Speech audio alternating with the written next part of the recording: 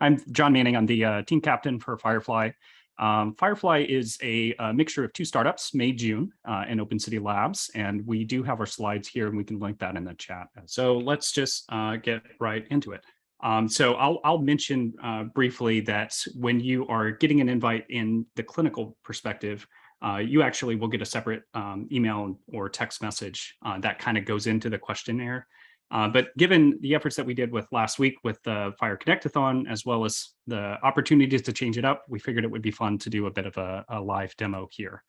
And so this is one of the things that we at Juun have done. This is not live with New Jersey, but we essentially set up just so that you can see on the same Logica sandbox a Smart on FHIR app launch, which in theory could be within your within your EMR or something along those lines. And we're going to send this for Amy Clark to have.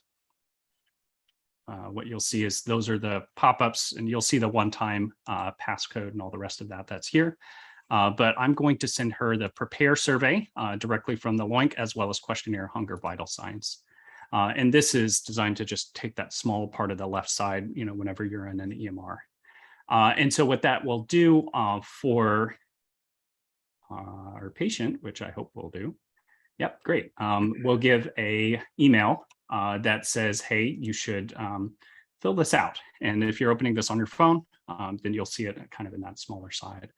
We're doing a we're essentially doing a Smart on FHIR app launch. You could also use CDX hooks so that you don't have to go through deciding, all of these personas and things like those lines, but this is mostly for the demo perspective as well. And so this is still that part of the approval and authorization. So the authentication and authorization of your Smart on FHIR launch, which hopefully we'll go through.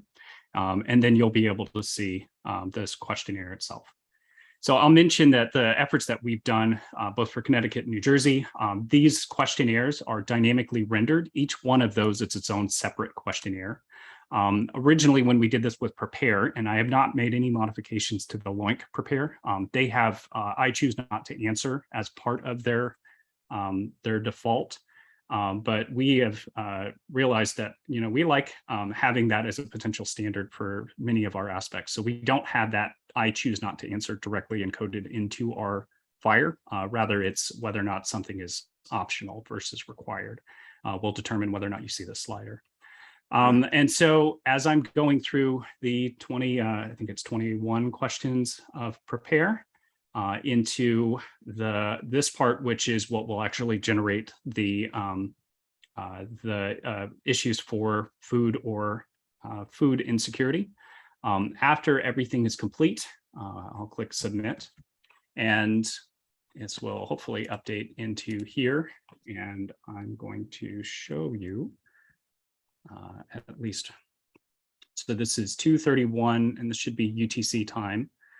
So 31 is this. So this is what we had just filled out for the task, which tells us everything is complete. And then for this patient, we should get that same condition of food insecurity. And this is the most recent one that was created as of 1831. Yeah, so this 2:31 Eastern.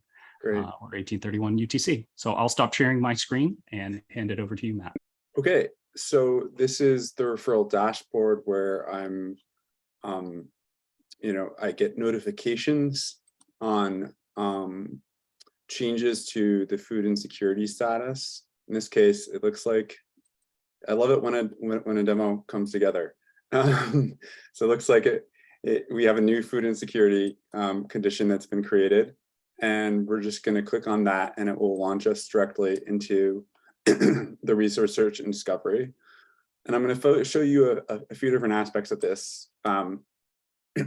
First, as I keep on emphasizing, it's a federated directory. So this particular national directory is something that we're just going to demo. This is something that was a reference implementation from the CMS Connect-a-thon that we all participated in.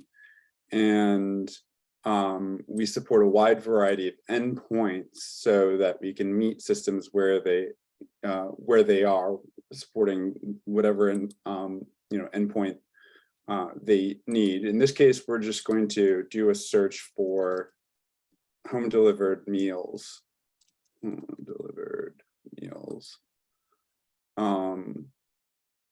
And so we found a program, nutrition sites. We're just going to screen for eligibility for this particular program. And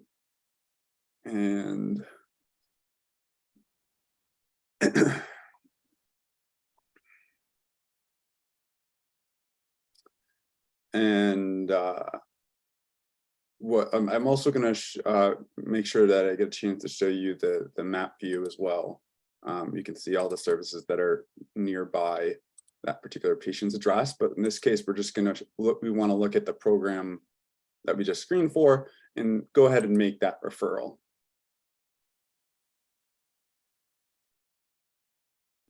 So I'm going to just fill out a little bit of information. This is an urgent need. This is something we're adding to their plan.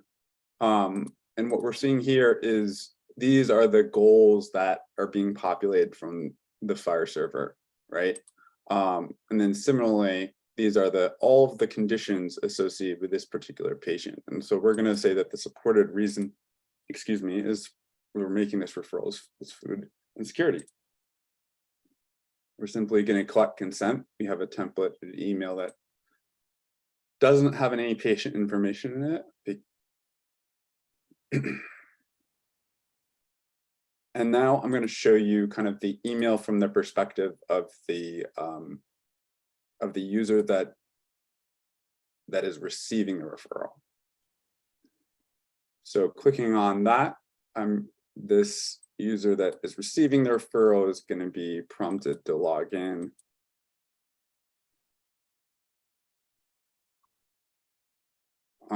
So Reza Shah has received a referral for food insecurity.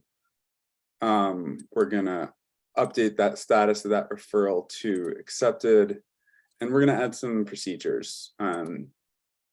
So let's education about home delivered meals.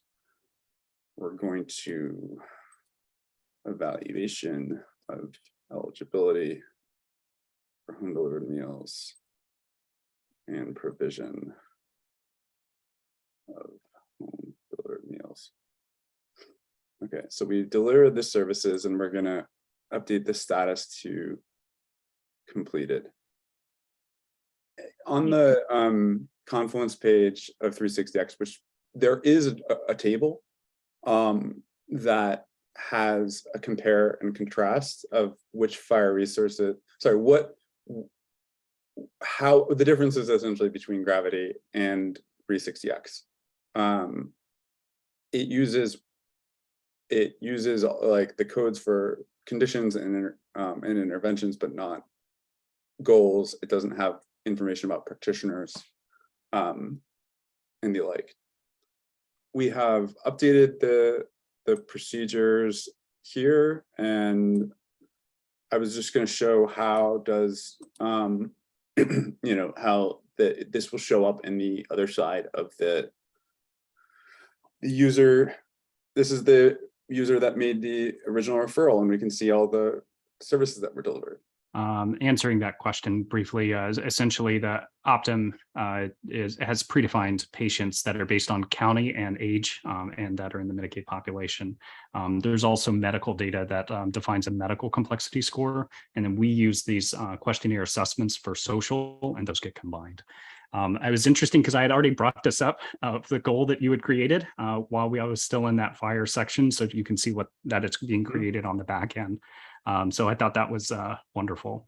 And I mentioned that we are dynamically creating these types of questionnaires. So we actually literally use a spreadsheet that we decide if it's a group button or radio button, which then gets turned into FHIR, which then gets dynamically rendered either for Connecticut as a good example.